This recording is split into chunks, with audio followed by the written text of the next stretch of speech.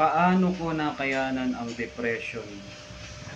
Dati kasi araw-araw ako umiiyak dahil sa depression. Namatay pa yung tatay ko, sobrang sakit. Wala na yung nag-alaga sa akin ng bata, saka nung nagmahal. Dati nagtangka ako magbigti, siya lang nakakita sa akin. Sabi ko, walang mangyayari sa akin kung puro iyak na lang ako. Kailangan ko tatagan yung loob ko at lakasan na huwag magpatalo. Nilakasan ko yung loob ko, nilabanan ko. Nanalangin ako sa Diyos na Jehovah. Binigyan niya ako ng lakas ng loob.